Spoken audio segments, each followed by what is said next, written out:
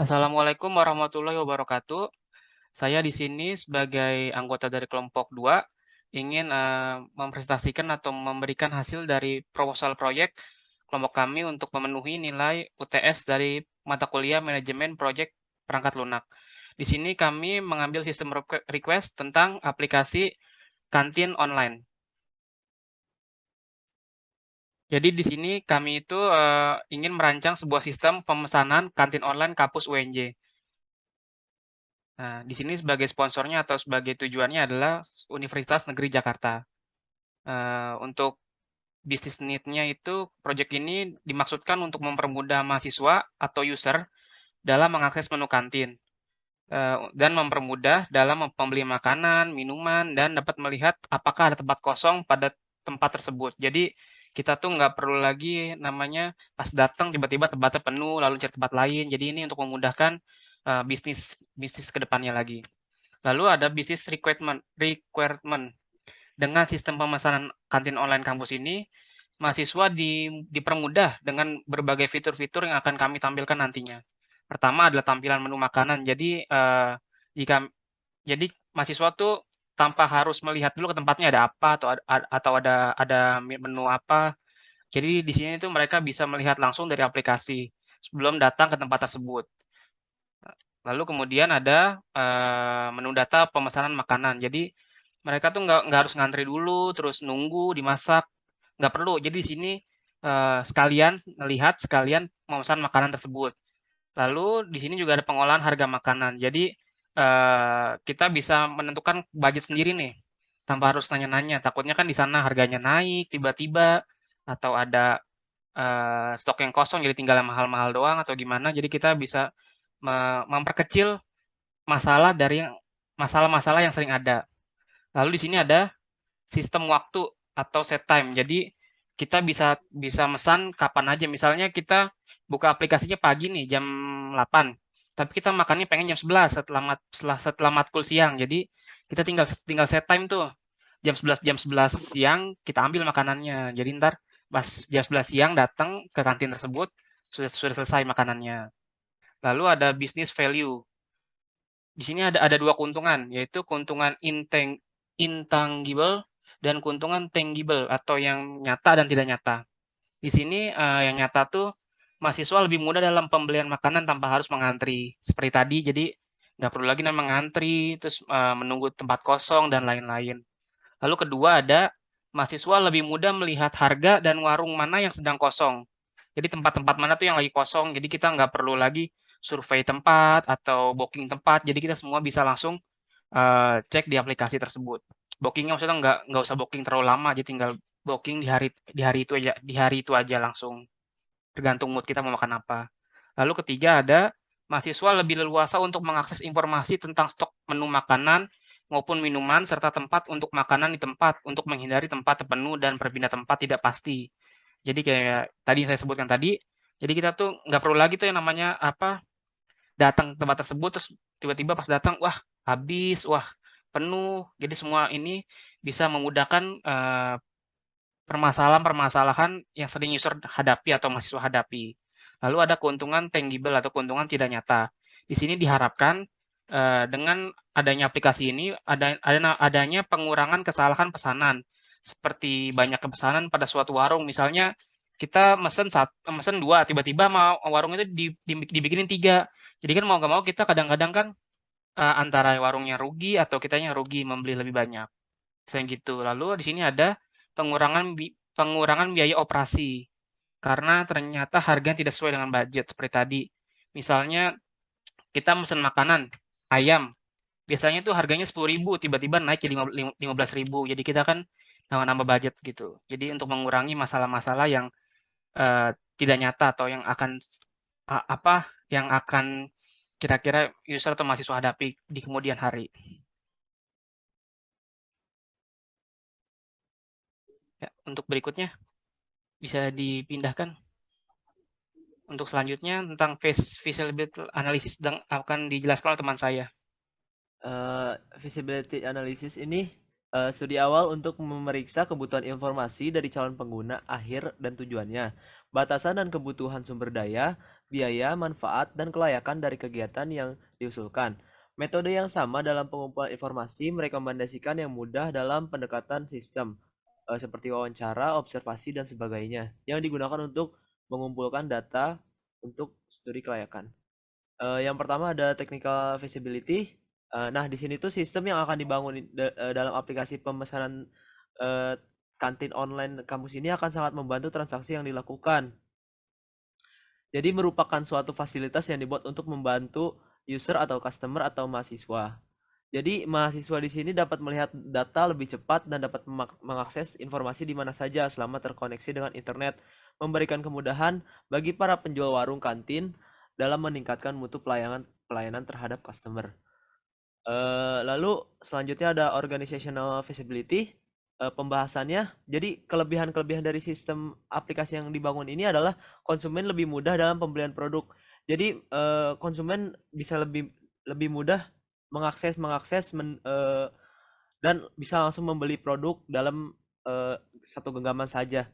Eh, Lalu konsumen lebih mudah melihat harga dan produk dari berbagai warung karena bisa diakses di mana saja. Jadi misalnya kita cuman mau ngecek-ngecek harga aja biar sesuai sama budget kita. Misalnya kita punya duitnya segini, ya kita nyari harga yang cocok dan produk yang mungkin pas di lagi kita mau gitu. Jadi nggak perlu ke warung nyari-nyari terus kita harus nanya-nanya gitu. Nggak, jadi bisa diakses di mana saja. Lalu yang ketiga, user lebih leluasa untuk mengakses informasi berbagai warung dan produknya. Jadi informasi-informasi produk warung dan produknya tuh ada semua eh, di aplikasi ini. Jadi user ini bisa lebih mudah mengakses di mana saja dan sangat lengkap gitu. Lalu lebih efektif dan efisien dalam waktu dan biaya.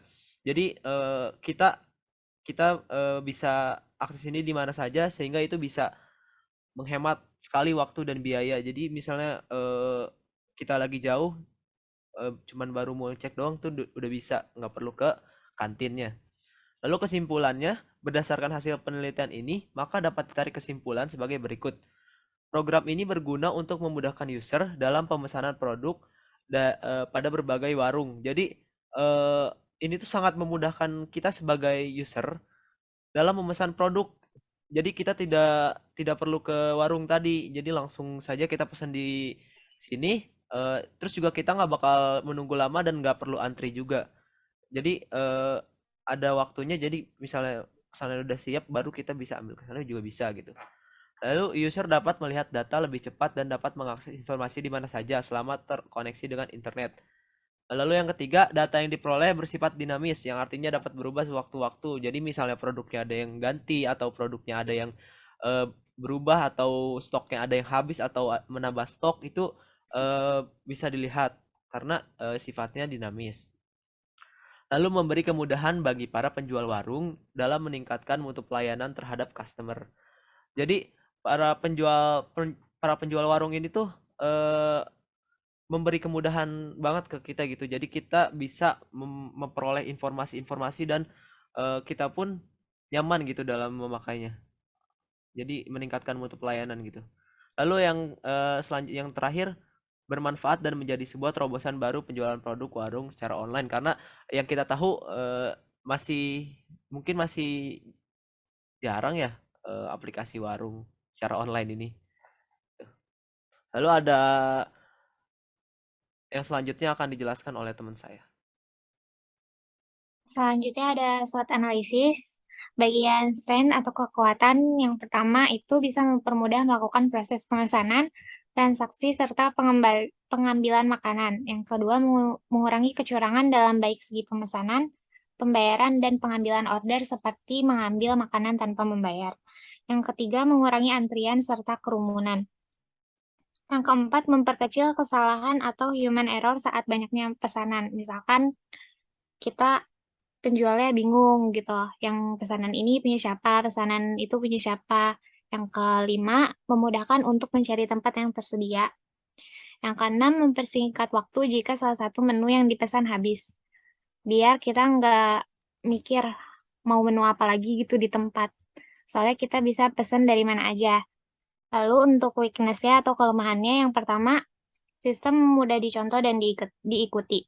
Yang kedua, bagi sebagian orang, biaya penggunaan internet mahal. Yang ketiga, tidak bisa dilakukan pada sekolah yang menerapkan larangan membawa handphone. Lalu untuk opportunities atau peluangnya, yang pertama, tingkat pesanan akan melonjak saat jam-jam istirahat. Yang kedua, peningkatan pelayanan pada sistem pemesanan secara online. Yang ketiga, memiliki pasar yang potensial untuk bertumbuh, yaitu kantin sekolah. Untuk threats atau ancamannya, yang pertama, strategi bisnis mudah ditiru. Yang kedua, aplikasi online kemungkinan dapat dihack oleh hacker konsumen. Yang ketiga, strategi pemasaran harus selalu up to date dalam memberikan informasi kepada konsumen. Seperti misalkan stoknya udah kosong, itu harus buru-buru diupdate biar nggak jadi kesalahan informasi. Untuk selanjutnya, project size akan dilanjutkan oleh teman saya. Ya, selanjutnya adalah project size.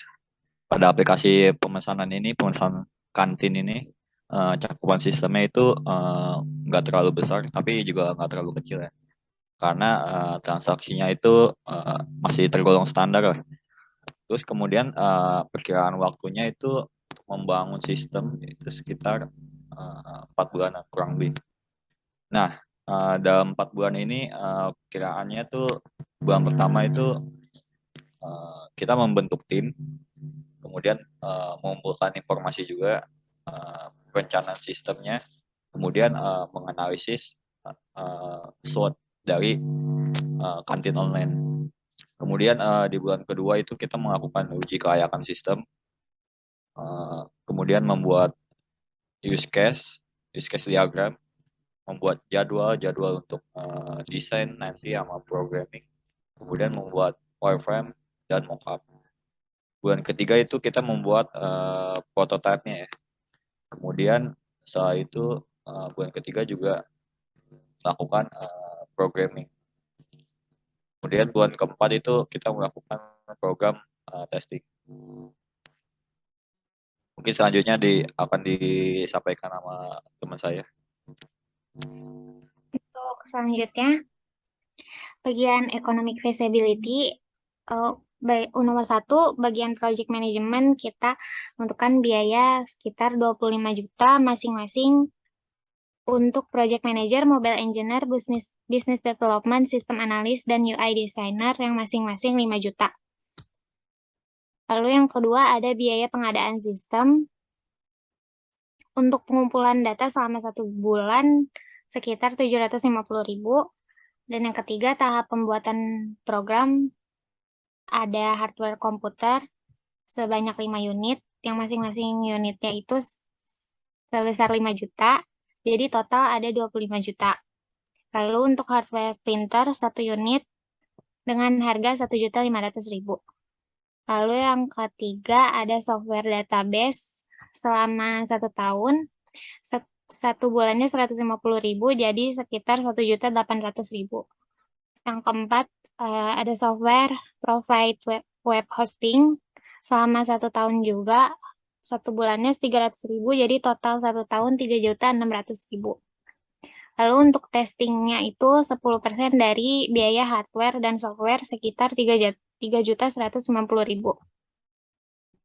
Lalu yang keempat ada tahap perawatan sistem, biaya perawatan aplikasi pada tahun kedua dan ketiga yang masing-masing 2.500.000. Lalu ada biaya lainnya seperti biaya internet selama 1 tahun, yang per bulannya itu 500.000, jadi 1 tahun itu totalnya 6 juta. Jadi total biaya pada tahun ke-0-nya itu 66.840.000, dan pada tahun kedua dan ketiga masing-masing 2.500.000. Jadi total biaya keseluruhannya 71.840.000. Untuk bagian selanjutnya dijelaskan oleh teman saya. Baik, selanjutnya saya akan menjelaskan use case diagram. Bisa kita lihat di sini sebelah kiri ada pembeli.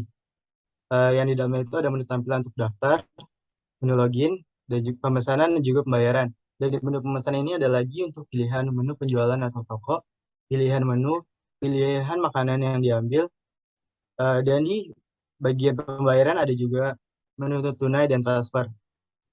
Untuk di bagian penjualan ada tampilan edit menu atau toko, ada juga data pesanan dan juga data penjualan. Yang semuanya ini include untuk login. Jadi aksesnya untuk login baru bisa mengakses semua itu. Lanjutnya.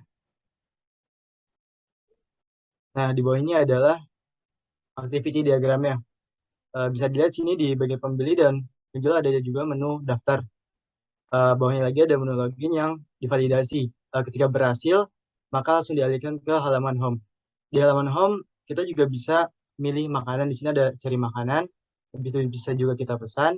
Dan setelah kita pesan, bisa langsung kita check out pesanan yang sudah kita pilih. Setelah dipilih, bisa juga melakukan pembayaran nih. Bisa transfer juga tunai. Untuk transfer, nanti aplikasi mengirimkan kode pembayaran kepada pembeli. Dan setelah pembeli melakukan pembayaran, di sistem akan muncul konfirmasi pembayaran. Dan untuk tunai juga, setelahnya memunculkan notifikasi pesanan diproses. Setelah itu, setelah pesanan diproses, muncul tampilan kepada menu penjual, yaitu menerima pesanan, lalu membuat pesanan dan konfirmasi pesanan telah selesai. Setelah itu muncul lagi notifikasi di sistem bahwa pesanan telah selesai dibuat. Lalu user mengambil pesanan dan jika dia membayar tunai bisa langsung bayar selesai, dan juga tadi sudah transfer bisa langsung ke selesai. Makanan telah diterima.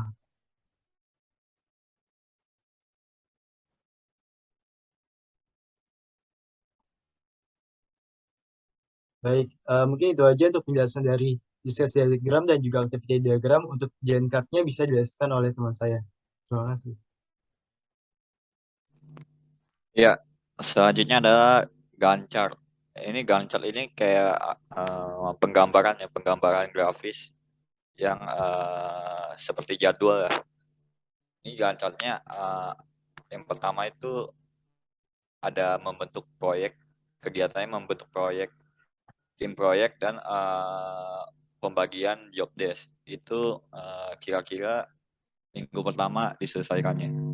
Kemudian yang kedua itu menganalisis kebutuhan dan permintaan sistem. Itu kira-kira selesai 1-2 minggu ya. Kemudian ada yang ketiga itu perencanaan sistem aplikasi. Nah, perencanaan ini masih bulan pertama sekitar 2 minggu kan. Minggu ke-3 sampai minggu ke-4. Kemudian masuk ke bulan kedua,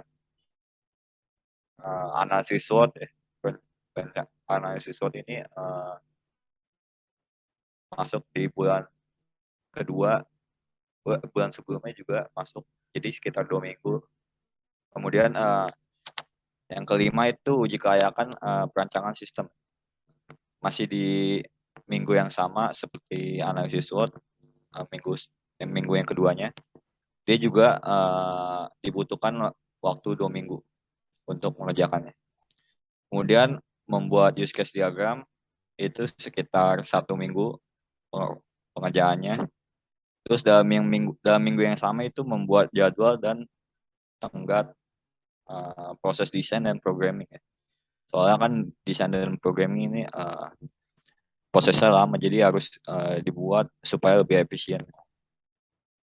Yang ke-8 itu pembuatan wireframe, ini masuk juga ke desain. Itu ada di bulan kedua, minggu ketiga. Kemudian yang ke-9 itu pembuatan mockup, masuk ke desain juga. Itu sekitar 3 mingguan. Dari akhir bulan kedua sampai minggu kedua bulan ketiga.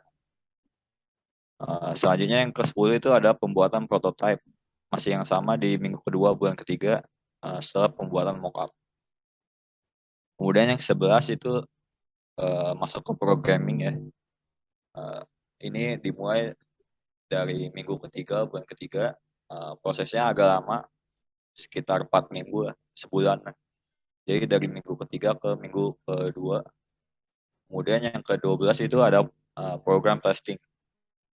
Ini masih di minggu yang sama ya, minggu yang sama dengan programming akhirnya, tapi kemudian yang ke-13 itu ada uji coba beta. Nah, itu minggu setelahnya. Kemudian ini ada pembagian job desk-nya.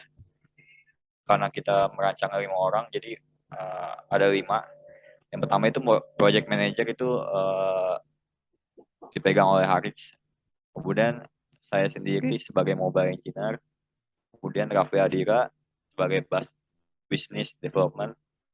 Kemudian Ana sebagai sistem analis. Dan terakhir Akbar Maulana sebagai UI UX designer. Sekian dari kelompok saya tentang proposal kantin online ini. Terima kasih.